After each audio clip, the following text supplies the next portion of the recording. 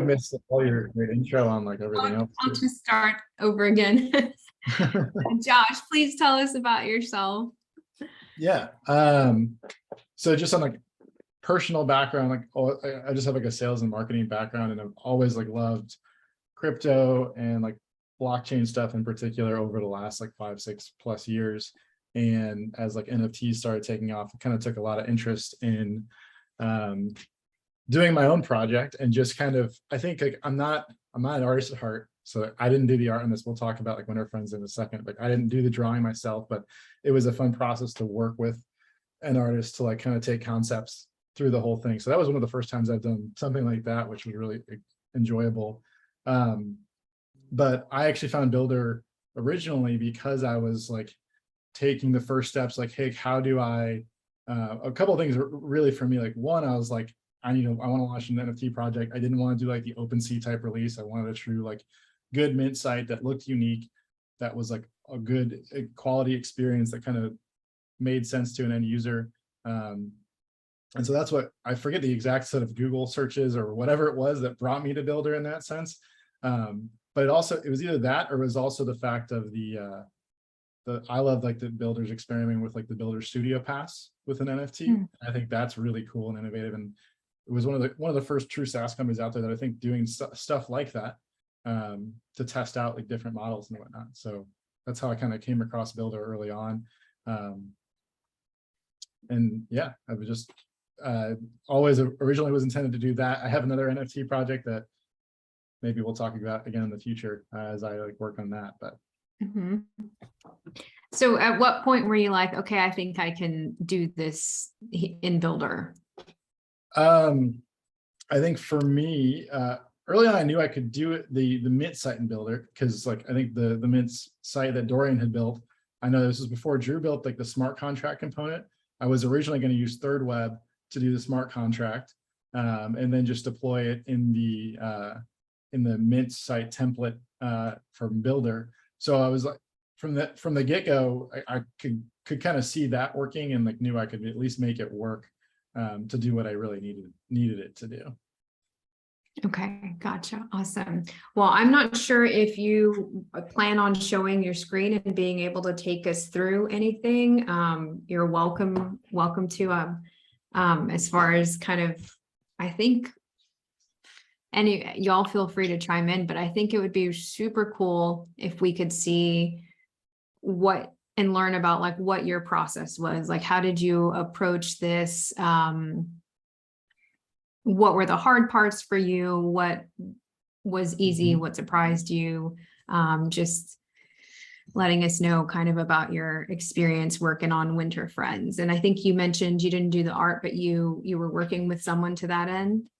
Yeah, I started early on with an idea of like Winterfrens. I mean, so I'll have this side up live. Maybe I talk about this part a little bit. Yeah. But the whole idea was like, one, I just want to do a kind of for fun NFT project with like a lean towards talking to other people who also want to be doing their own Web3 projects, their own NFT projects, maybe themselves, but don't know the way. So like kind of the experience I was going through of like, how do I do this? I want to do it, but I don't know how to do it. And so like figuring out like a focus of a project that would enable people to help do that. And that's some of the stuff I plan on doing for token holders over time as well. So I was always, because I'm not an artist, that was always the most intimidating thing to figuring out how to get done. And that's the thing I was like, I know I'm going to hire someone to do that. I was like, I can at least figure out how to like get a site live. If it was going to be ugly initially, like that was its own thing. But I was like, I can at least figure that part out, I feel like. But figuring out someone to do the art was, I think, one of the early challenges for me. I went through a couple of different like Fiverr type people to try to test out, like I paid like $20, like, hey, like just give me like the first iterations of these. None of those worked out. They weren't good enough and didn't make sense to me. So eventually just an agency that we were working with, like threw it at them, and ended up getting connected to a designer a graphic designer that knew one of them. And so worked with him early on to do kind of like version 1 was like, hey, let's get the core character out. And there's actually like, you can tell there's 3 question marks in this logo here because there's 3 other friends that are coming. All the art's already done for them. but there'll be follow-up collections to the Yetis for the total collection. That's what eventually they're going to get. The next thing that I think on Polygon, I'm going to airdrop like this invite to a snowball for the invitation. And then what I'm trying to set up probably at some point is like, it might not be on Polygon then, but like a redemption, like where they can send the invite and then the Yeti holder will get a friend back for that redemption. Got to play around with the mechanics on it, but Yeah. that's a little bit future of what's coming there. They make me so happy. Did you come up with the Yetis specifically, or was that part of the process of like, hey, I've got this idea, kind of like, here's the concept, what I had the thing I really wanted to like lean into was the crypto winter element that people talk about when you're in like a bear market, that type of thing. So I was leaning in there, and I think I had like eventually at one point like 12 different friends that could be out there. The Yeti was like the one I was always like most excited about. So all of that stuff came from me, but then like taking that and translating it visually to like what someone would look like. We kind of like talked about like color palettes to like looking for like comparables out there without being too over inspired by other people. I think that's always a hard part too, because like everyone thinks they have an original idea, but a lot of times it comes from like something else you saw at some point. And so I was trying to make sure we were still following an original path, but using like good inspiration to help add some framework to the art creation part. Yeah, that reminds me of a book by Austin Kleon called Steal Like an Artist. And the whole concept is like, that's what we have always done, is taken inspiration and like made it your own. And that's what all art is. Yeah, I mean, you're right. It's like you can't come up with like original thoughts are a lot rarer than it's all blended previous experiences in the end. Yeah, awesome. Yeah, so I think that was I'll say too, roughly probably a 3-month process start to finish of the Yetis. And then like while I was taking everything and translating it into the site and everything, that's when the work was kind of finishing the other characters at that point. So probably 4 or 5, I guess, total months of effort then to get the art ready and out there with collaborating with him. And it wasn't like a full-time focus. I mean, this was a side thing for both him and I.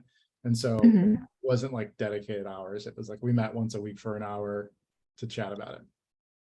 Wow. I can't believe it didn't, I mean, it only took that amount of time. I go back and forth on if I feel like it was done fast or slow, honestly. Sometimes I'm like, I can't believe it took this long. But because first idea for Winterfrens is probably like November of last year, December of last year. But then it was just like thinking about it for 3 months before I took any action on that. Yeah. Sometimes that's how the best projects go. They're there, and then at some point they're like, they need to get out there, and you can't even stop it if you wanted to. It's just like, that's the energy of creating and of building. It's like and then to have something, I think, that you can go to and you can immediately start some sort of, okay, I'm going to make some progress or do like this one small thing is super powerful. So take us through, if you would. So you guys started working on the art, and then like at what point did you start working on the actual site, and how did you mentioned you might have used one of the templates that was in there already? Yep, Dorian made a minting site. I actually think there's 2 templates that exist. There's like a landing page mint template, and then there's the mint site. And I think actually I used both like separately. One was the home page and one was the actual mint page. So it's 2 different templates that were merged into this project to use. I started that once we had the kind of art set. Like this is actually, the background here is one of the backgrounds from the actual NFTs themselves. And so once we had kind of like loose brand standards, I guess, if you will, that's when I started working on the site directly and trying to get a version of that ready so that we could then do this. And I think I wouldn't have known where to start probably without like the framework of the template. And I think the cool part there is like was a good one-page template to get all the info out there, but still like very easy to customize. So like it looks very standalone and different than I think what other people would throw out there. Yeah. I just noticed there's 3 extra logs. They're ready for other friends to join. Very clever. Man, the little details like that are so amazing. Okay, I'll stop interrupting. You go ahead. No, I mean, I want to talk about what's interesting, I guess, to other people and helpful, honestly, in the end. So whatever, I think you got to get good check for that. But so I guess timeline there, probably like a couple of weeks of like off and on effort to get the site, I think, ready. And then down the stretch, I was like struggling with a third web contract. Web3 DevDoc was helping me try to take a third web contract and implement it in Bildr. I was having some struggle with like getting the minting mechanism to function, and was talking to Mark and Drew. And right around the time that like Drew was finishing up the Bildr smart contract for this. And so this was just what, 3 weeks ago, I think, Drew, that you and I jumped on and chatted. Probably not even, right? Probably less than that. Yeah. 2 or 3 weeks for sure. It was definitely very recently. And the cool part with that, it was so easy at that point. It was just like, outside of the girly test network wouldn't verify the contract, which I think was a network issue. It literally took me, we were on the call for like an hour and a half, but then executing the final contract on mainnet at that point was like a 30-minute process, I think, once I had it down. And then it was just plugging in like the contract address and a couple like really small logic items in the actual website to be able to have the mint live and fully active at that point. So one thing I was really excited to in the end was timing was so perfect that it was kind of cool to be able to say like everything on the technical level like was done with Bildr start to finish. Nothing, the art was done by an artist, but like everything from like having a site live, hosting it, designing it, getting the smart contract part of it, like was literally all done start to finish with Bildr. And so that was like, I was kind of excited to be able to like say and do that too. Yeah, us too. I think it's a perfect combination of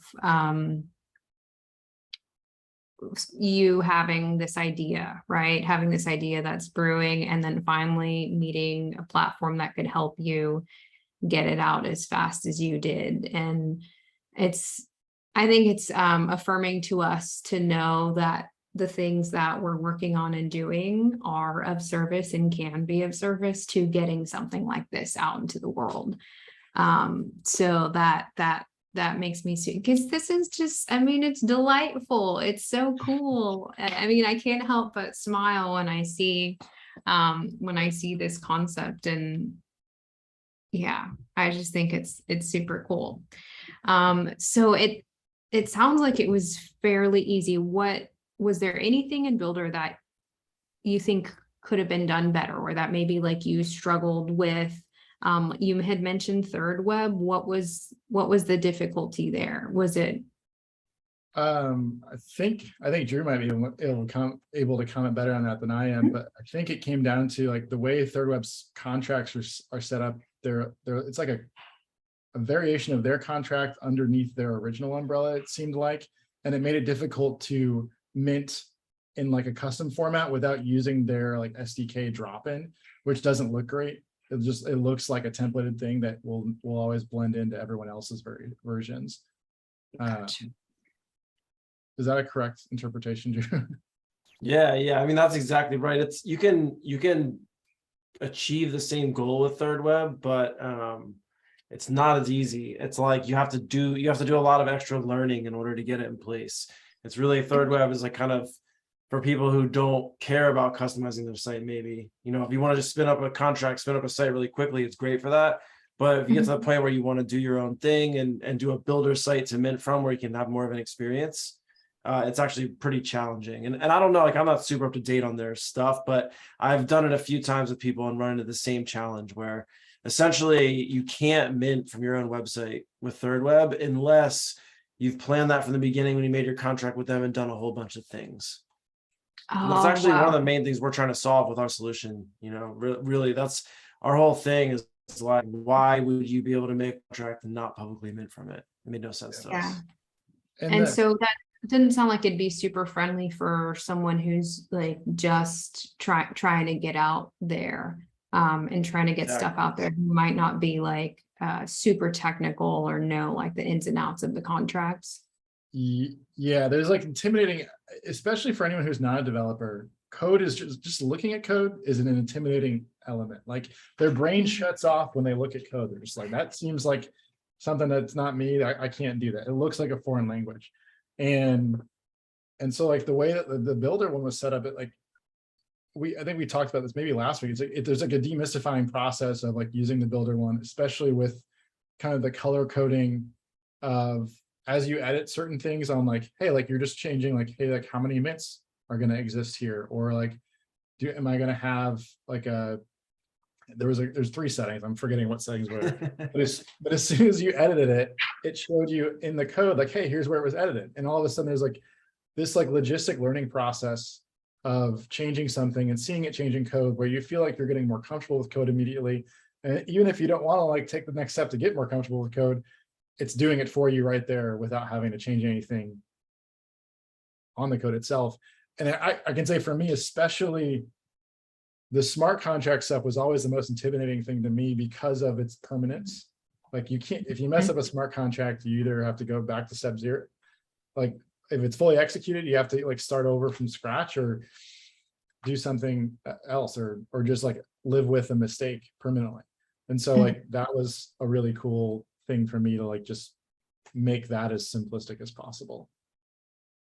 Yeah, and you could clearly see when you were defining what the settings or the things should be, you could clearly see how that translated in code, it sounds like, with your tool, Drew. Exactly. Yeah, you gotta look at this thing. Okay. Awesome. That's great, Josh. So I was kind of expecting this super long process of like, here's how I did it. I thought it was going to be a lot more complicated. So can you just take us like, seriously, what were the steps? It was creating the site from the template. Yeah. Yeah. I mean, it was literally, step 1 was, I think, literally start with a pattern or a Web3 template because they're connected to the Studio Pass. I think I'm connected here. There we go. So I think I pulled in both, like we said earlier, both 8-bit zombies and hustle cats made their way into this one. So it was just start a new project with those templates. That spins out these 2 items here. And then it was just starting to edit stuff. So it was just diving in, like editing the copy. I think I did some rearranging of some of these things, just in ordering, which is all preference based. And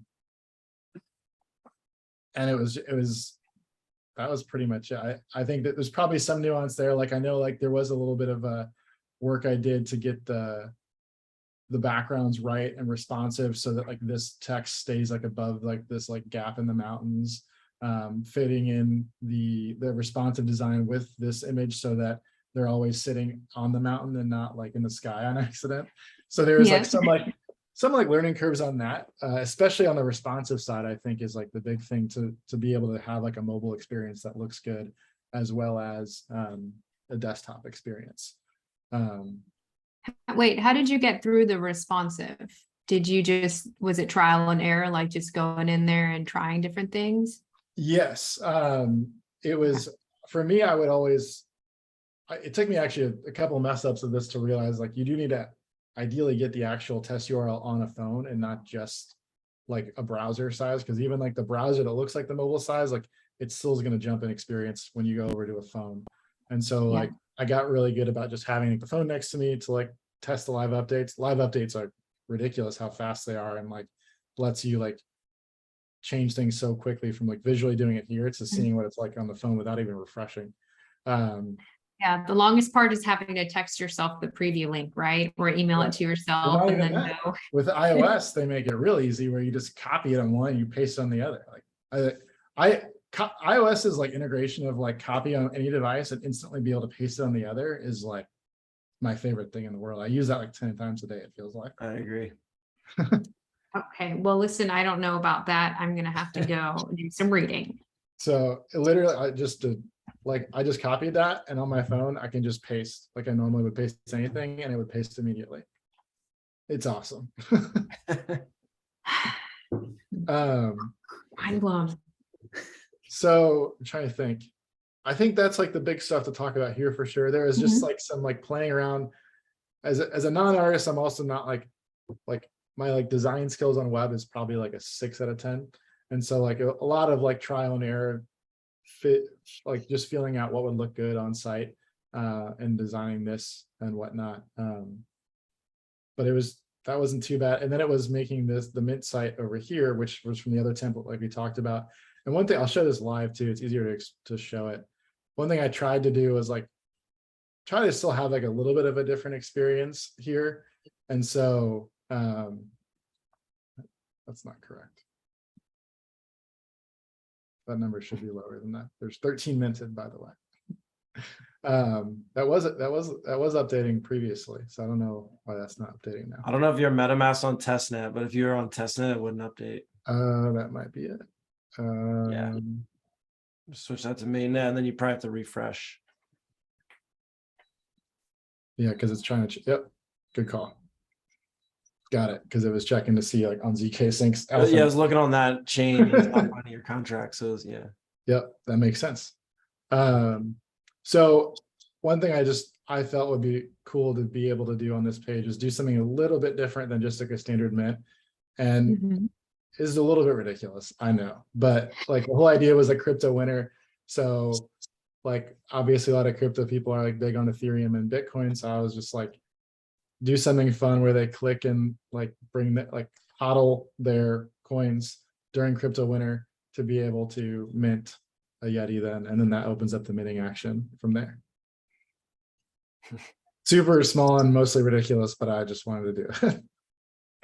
Oh, that was one of my favorite parts when I went to Mint, because I hadn't seen it, and it was like fun, and it to me, like I was like building Bildr and thinking about all these things, how people use it. I was like, oh, this is a perfect example of why it's beneficial to have a custom Mint site that you can do whatever you want in, because you can do quirky little things that are good for branding or good for a fun experience, and they really do make a difference. I mean, it's trivial but not trivial. Yeah, I mean, especially like let's be honest, in the NFT space, you got a lot of like gold rush mentality, people throwing stuff out as much as they can. And I think the little things like that do make a difference. Like it feels like, oh, like they didn't just try the minimum effort here. They did something unique, they did something cooler. And so one of the reasons, like on a personal level, like I had the energy to think about doing something like that because a lot of like the templated stuff was already taken care of. So it was easy for me, like, what could I do on top of this that might be a little bit unique? And like, I wouldn't have been able to do that without Bildr, or without like, it probably would have taken me a month to do that. And I'm pretty sure I did that in an hour. Like from like finding like this like custom CSS fire thing to and implementing that all the way to like how to click it and move them and all the stuff associated. I think it was like an hour to do something like that. That was just different. Wow. I mean, it's really cool. It's really, really cool.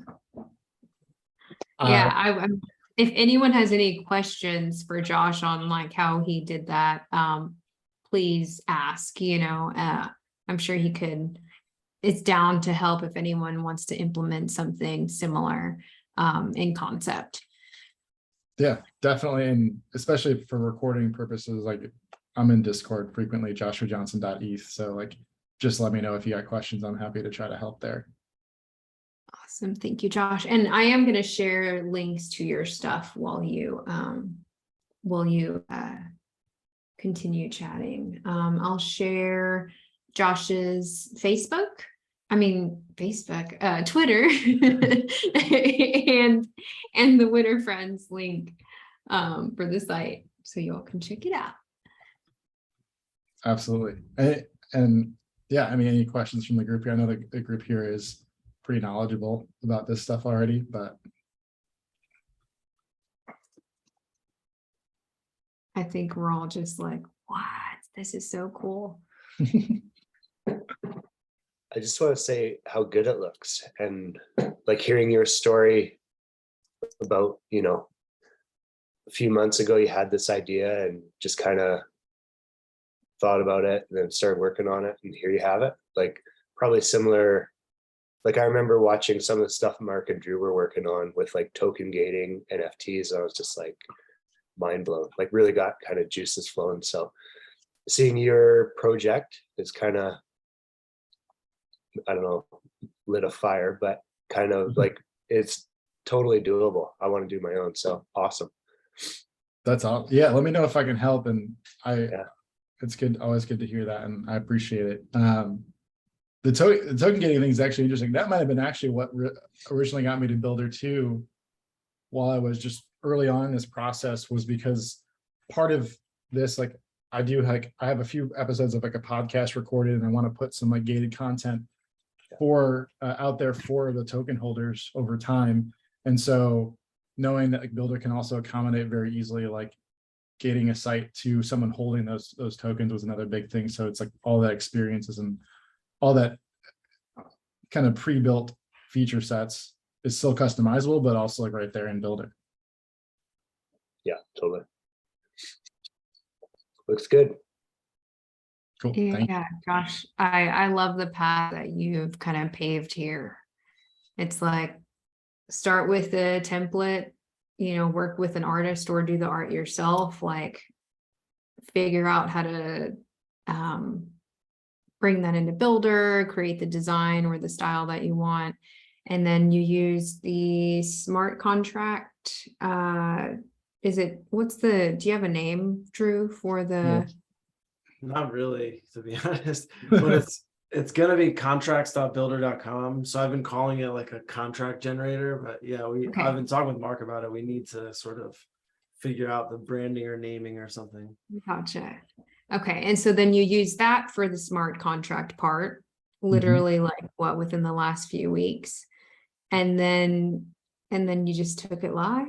Can you tell us a little bit about, I know we're coming up on 30 minutes and we'll switch over to the stuff, but can you tell us about your process of like taking it live? And I'm curious because your background is marketing, right? Were there any special things or any recommendations you would give to anyone who also wants to maybe launch an NFT collection on how you handled like the launch part of it? Yeah, so little like double-edged sword here too, because it's not double-edged sword, but I certainly in an ideal world would put a lot more time into like community engagement, branding, and like if I was going to make this like the true anchor of like a project that I'm like going to be behind for like 5+ years. And I went back and forth on that for a little while.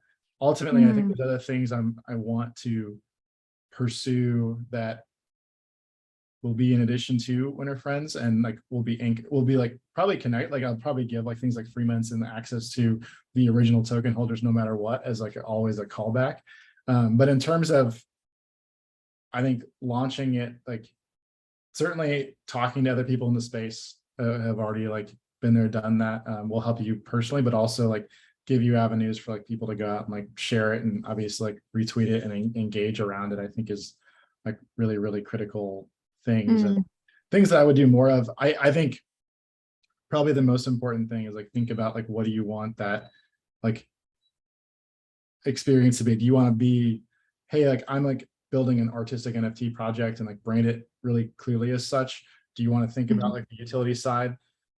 And I think how you want to talk about your project is really, really key. I actually kind of took away some of like the expressed utility to give myself a little bit more flexibility over like the coming 6 months or so, because I didn't want to overcommit to things that, well, I still want to do them, and I certainly will be doing things to like help on that front. I didn't want to overcommit on some of those things. So don't overcommit, I think, is one really big important thing. And then just be out there and talking to people. Yeah. The overcommit thing is really important, I think, for all builders and anyone who's launching anything, because it's way better to, and you'll always see, the guys will always see me fighting for that. Even though they want to share all the stuff that we're working on, I'm like, no, because it's way, way more impactful to share something and have it be like an amazing surprise versus not giving yourself the flexibility like Josh mentioned, because you put something out there and then you're like, now you have to do that thing, even if something has shifted and you want to go into a different direction where there's something where your project could be of better service doing. So I think that is super wise. Thank you for sharing that, Josh. Super, super awesome. And then, okay, any last words for anybody? Or any last questions or anything for Josh? I know that he's super accessible, so if there's anything you're shy about, I'm sure he'd be happy to get a DM or something like that. Are you open to that, Josh? Yeah, absolutely. Whatever, Discord, Twitter, whatever your preference is. Excellent. All right, Josh, thank you so much. I know this is just like one of the many things that you are working on and accomplishing. And so for you to be able to share it with us and kind of take us through your process is super awesome to see. So thank you a ton. All right, so let's see, what do we have? Yes. Some questions on the queue. I think Fraser had asked a question. Let me open that up and we can go through it. Okay, so coders, he asked this in Coders Paradise. And then so it's either going to be Dorian or Drew. See if we can answer this one. So Fraser was asking if it was possible to have the queue explained. He wants to understand what it means in terms of execution order and a flow with and without wait set between the actions. Does it simply order JavaScript functions which will execute in their entirety when wait is set after the action, or does the queue start a pseudo thread for every action in the sequence given? And then depending on the action's complexity, does each started action finish at a different time? All that goodness. So I think it's just, Fraser, you can probably paraphrase better than me just reading your question directly, but what's the general gist? Is it just like, hey, I want to know what the queue is about, how it works? Thanks, Cora. I'm kind of wondering when one action finishes and the next one starts. I know there is a queue, so I'm kind of thinking how this queue works, especially when some of the actions have exit points to other flows. So if you have something exiting or scheduled underneath of an action with no wait, but inside the action, one of the endpoints there, like in the API call, which happens first? If you have success, for example, in the API call and failure in the API call, does it even come back to go into the queue to the one that's underneath it? You know, then in coding, it's a promise async await situation, but with a queue, you have a different idea. So this is just knowledge I've picked up from our office hours. So I'm not sure whether I even got the right idea here, but I'd like to be able to say that when I see, I'm doing that flow visualizer. And when you put actions underneath each other and put an arrow between them, which is the implied thing inside a flow, is it actually doing that? Is that what's happening? Or do all these things start at the same time if they don't have weights? So it's all linear and sequential on the video, on the Bildr interface. But in actuality, are they all starting right after each other? I mean, right together. And they're all finishing at different times, unless you put a wait, which forces everything to go underneath.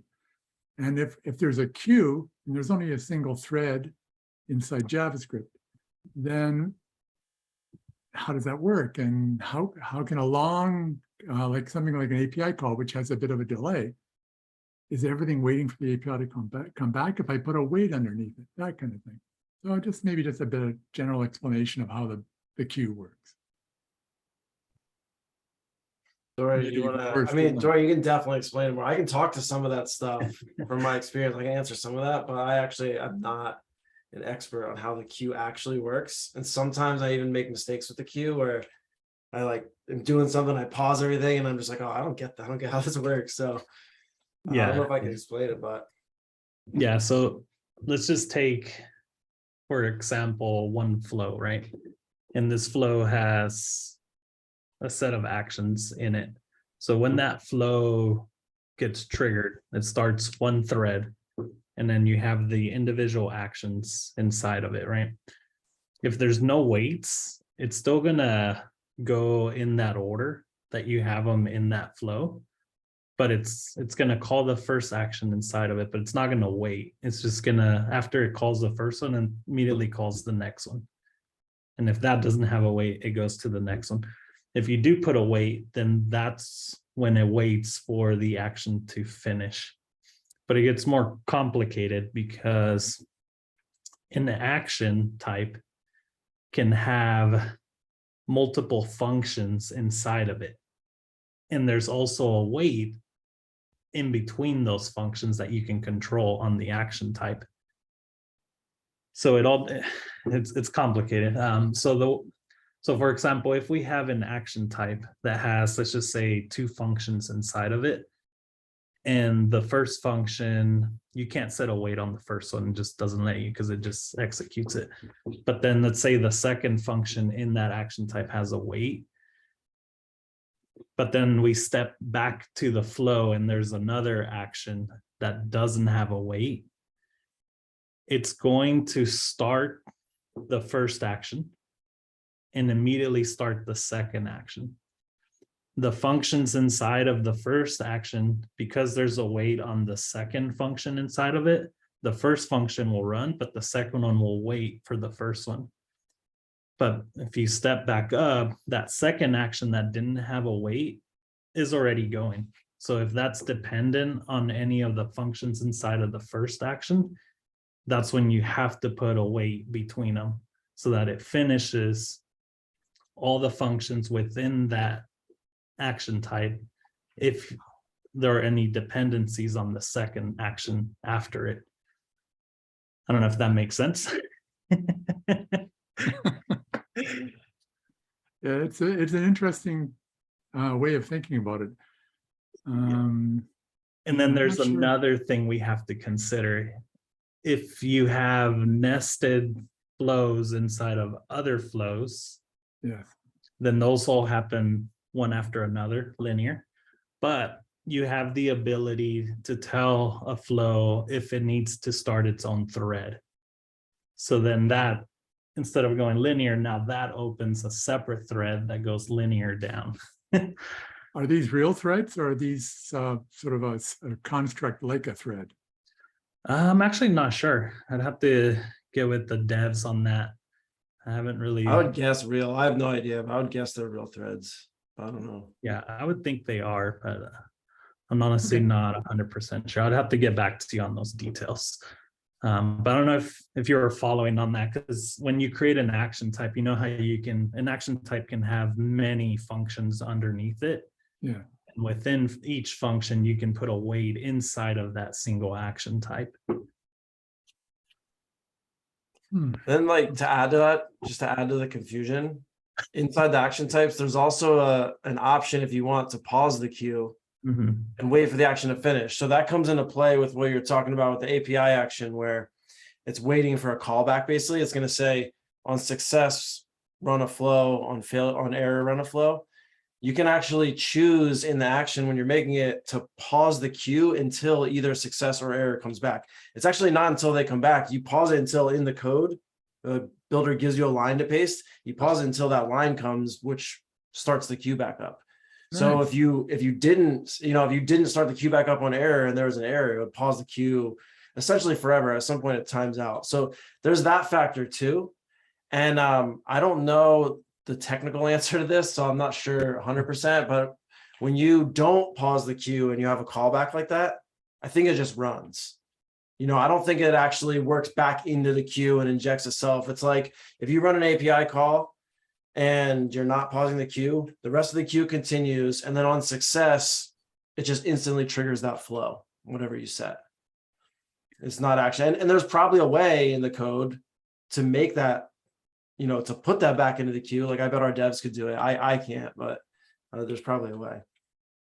Okay, so in the API call where there's an exit point for success and an exit point flow for failure, does the queue continue if you put a wait after it, or does it ignore all future stuff below it and just go to the 2 exit points? Because they're the only exit points that are possible from API call. I'm pretty sure if you put a wait and then there was a really long API call, you'd have timing issues. Like I think it would continue the queue, but I'm not actually positive about that. Because the reason we put those callback functions in that you select is because we used to do it where I would just put an API action, save the result to a variable and put a wait. That's how I always did it. And then I'm pretty sure that enough time, a handful of times I ran into an issue or someone ran into an issue where we were like, all right, we have to put these callback functions in to like ensure that the API call is done. So I'm pretty sure that that's the reason for that and that the queue would continue. But in practical terms, the wait actually does work most of the time in that scenario because an API call is usually fast and it's fine. So it's a little bit confusing and sometimes can trick you. Okay. So there is a difference between the waiting and the awaits that you can put into functions. Yeah. A queue and an await. Like if the 2 exit points for the API call are awaits, then there's no problem. That they work just as is. They're gonna wait for the information to come back before they proceed. But the action itself is going to continue. I'm just not sure when it's done. That's the thing is there's no such thing as done. That's the tricky part. Is like, so even if you put in a wait inside of a JavaScript function on an action, that action is basically like you think of it as like self-contained. Like that await doesn't make other things in the Bildr project wait. No. So because of that, like because of that whole setup, there's actually no exit point. So when you pause the queue manually in an action, that's why you have to paste a line of code to start it back up. Because like Bildr doesn't know what you're putting in that code block. It could be anything. There's no like defined exit point at all. Actually, it's kind of tricky. And so I think, what's that? I didn't want to take too much time on this because it's obviously very arcane. It's good. It's good though, because I mean, understanding this is pretty crucial. And like I said, even I don't understand it as much as I should. But I think like it's probably one of those scenarios. Like I see this a lot, especially coming from a code background, where Bildr does it a way that's just different enough from code. Usually stuff lines up with code, so you figure everything out. This is one of those situations where it's just different enough where you get wrong assumptions and get confused. But so it's definitely good to clear up. Okay, thank you. Awesome question, Fraser. And I think probably most of the times, because things are so fast, it's negligible to have to put waits. It's only when something's dependent, like when you're waiting on something specifically before you can run the next thing, that you would use waits, right? A lot of the times it's probably fine to have everything running concurrently. But if It there's usually ever works. like I'm picky about waits personally. Like I put a lot of them in.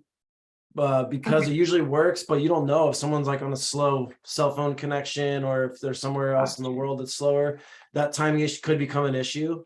So, I'm probably over generous in my waits. I probably actually slow my apps down a little bit because I'm always putting weights in, but it's something that it's just like everything else you have to play with. There's a little bit of personal preference and it depends on what you're building.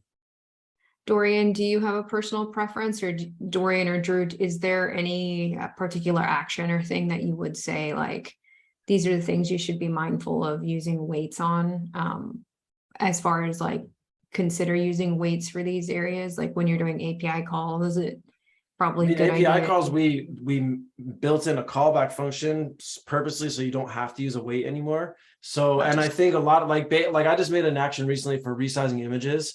And originally I had paused the queue till the image resizes so that you can use it, but it caused all these problems. So like switching that into a callback, there's like 3 recently I switched into callbacks. I think that's the method we'll use, but there's some situations where it's pretty important. So if you set a variable in one action and then you use that variable in the next action, you 100% need a wait there. And that's a good example of most of the time, if you don't have a wait, you might not notice because Bildr will set a variable so fast, but maybe if that variable comes from somewhere else or takes a little longer, you could have a timing issue. So anytime you're gonna use something from the previous action in the action you're using, it has to have a wait before it. That's like kind of 100% of the time. Okay, awesome. That's a good tidbit.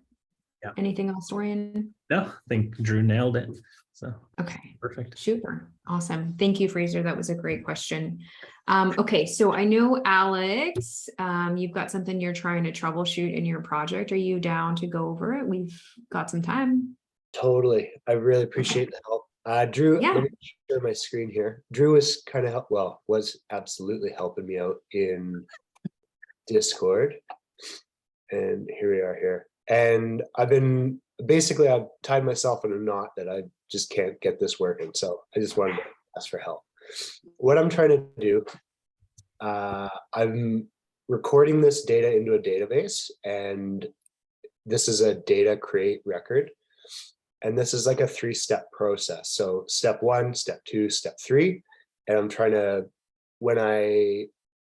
on step 2, I'm using an update record action.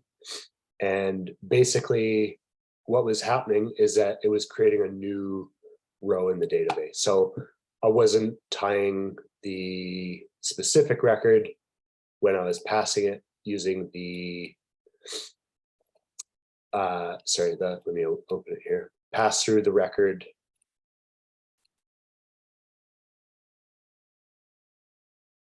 Where is it here? Yeah.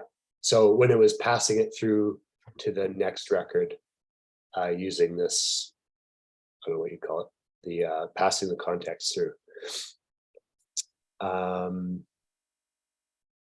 So basically it was creating another record, and I just need to tie them all together. Yeah. And Back on the open page, does that work in that method? Have you used it like that, Drew? Like if you go to the open page. I saw the error in here, so I know exactly. There's that open paging container will work, but right there where you're set, that last one, record to open, that value is incorrect. oh, Yeah. That's why this whole thing probably isn't working for you. Yeah, it should come from a variable. Yeah, so you have a variable, right? In step 1 there, you do data create record lesson, and you're Yeah. gonna have a variable at the bottom, new lesson ID. Yeah. That's actually the context that you want to pass. So yeah, in there, instead of current record field value, actually, how does this work, Dorian? Like, how do you specify the data table here? because you mentioned that, and I couldn't figure out how Set it to. to concatenate. It'll work as concatenate, and then change that type to from variable, and then just paste that in there. And then we should put a note that we should have the from variable option available on that argument. Okay, so this should now pass the new record ID for that lesson. But I think there was also an issue on the update action, because it looks like you selected a data collection instead of the data collection ID here. This is very likely all wrong because I've been fiddling with it. So Yeah, because the first mapping, so this should be Down might a be little lower, probably there's better to another one, I just think. maybe called just drop a new update record action, and we can just start fresh. Because the first mapping should be the ID map to that variable pushing. 1 second. Yeah, keep that as is, and then you just select the table. Yeah, Yeah. and then this is correct. Yeah. So then just select ID. And then this is from variable. And then paste the value you have copied, and then add another field. And then leave that, and then just select what's the field you're trying to update. this is a description. Wherever I have that, there's a lot of this one. So It's probably lessons dash description a little higher. Yeah. There you go. And then now change this to come from the element, amazing. Oh, and that should do it now. amazing. Okay. Should Is I? that variable correct as new lesson ID? Because we pass in new lesson ID as the context. Wouldn't the variable become just ID or no? That's the value, right? Oh, that's why you're right. We haven't messed up, and that's why it's a concatenate. Good call. Go back to the open page. So when you're passing variables through an open page, it's expecting an object. And that's why from variables not on here, because it's not needed. So what we need to do is we need to manually construct an object using this concatenate. So for the first one, toggle that back to text. And then just open a squiggly bracket.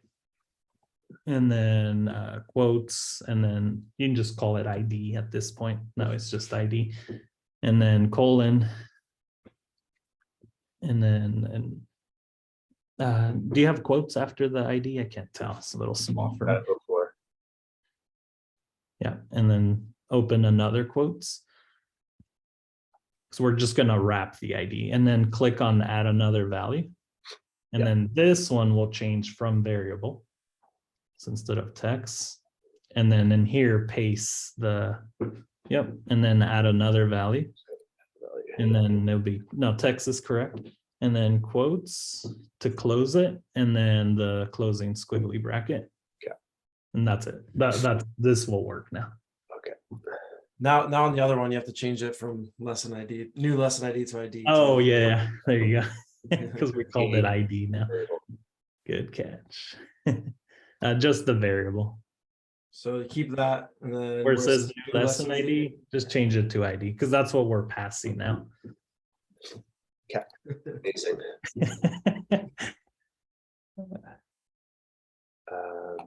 Cool. I'm sure this is going to work, but.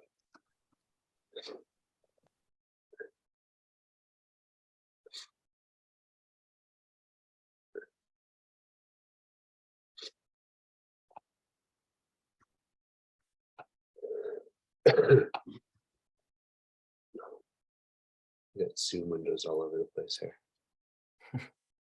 Yep, there it is. It's amazing. Thank you so much. That's gonna get me going now. Yahoo! Thank you, Alex. Thank you. Okay, 2 minutes. Kyle, you're on. Show your screen. Are you still on the call? Do you still need help with page binding? I'm here and I am Okay. sharing right now. All right, let's do it. All right, let's do this. All right, so I cannot get my page binding to work for some reason. Can you see my screen? Yep. Okay, cool. All right, so let's go here. Page body, data listeners. So when I add a customer and a note would be like right here. I can add these notes. Test, save it.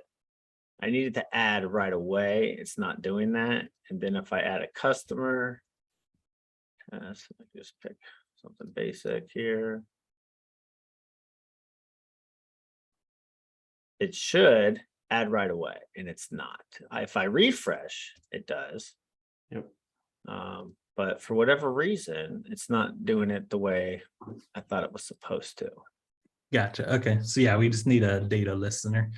So you'll need to go to the page where you have that grid displaying those elements. Right here. Oh, I see. It is over here. You're just hiding and showing. Yeah, yeah. Okay, so it is on the page you were on. So let's go to page binding where you were at. And then yeah, data listener, page body.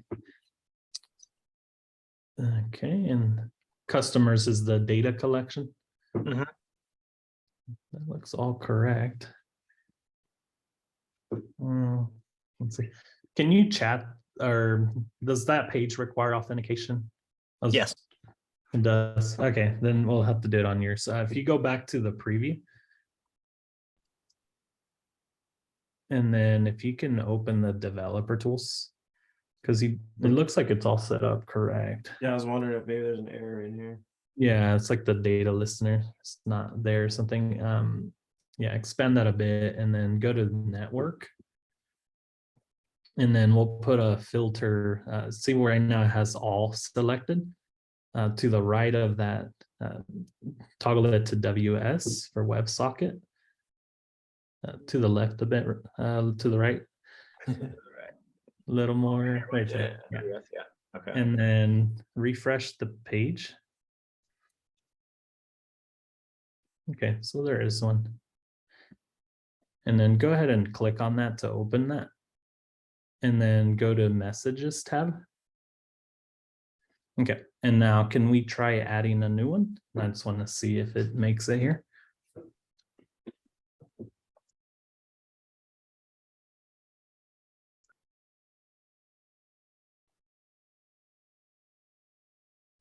No, it doesn't. Why? That's weird. And that is creating a customer. Yep. Yeah. Right here. That's interesting. Did you recently set up the data listener? I mean, probably, I don't know, maybe last week. I've just been, I mean, I wonder if if it's I a get a problem cache that I thing. can't solve, I just basically moved on to something else, so. Gotcha. Let's try this. With the developer tools open, can you click the refresh, click and hold the refresh on the left, like the browser refresh? Mm. On the left side, there's the little circle arrow. Oh, I see, okay. And then just do a hard reload. And then Try it again. click on that network on the right again. It's good. I just want to see that in the requests down there. It starts with the VA Oh, right here. and then yeah. go to messages. Okay, perfect. And let's add another one again. Okay.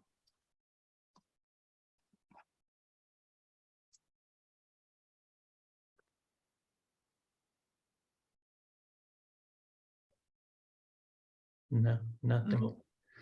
Yeah, I think this one, I may need to get access to that Okay. project so I can debug it on my side and see what's happening there. Okay, sweet. Yeah, I 'Cause can do your that. your setup looks correct. This, you know, as long as it's that ad record is creating an entity on the customer's data collection. Yeah, I mean, it. Just see, yeah. Yeah, then it shows It's up. definitely there. Yeah, I mean, really, this is like one of my last pieces. But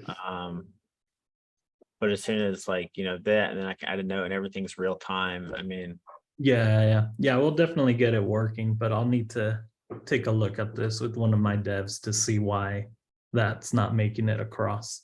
But yeah, if you get a chance, maybe just on Discord chat me that link. cool. And then if it requires auth, maybe if you can just DM me like a test user I can use. Yeah, I'll do that. Cool. Awesome. All right. Dorian at Bildr.com.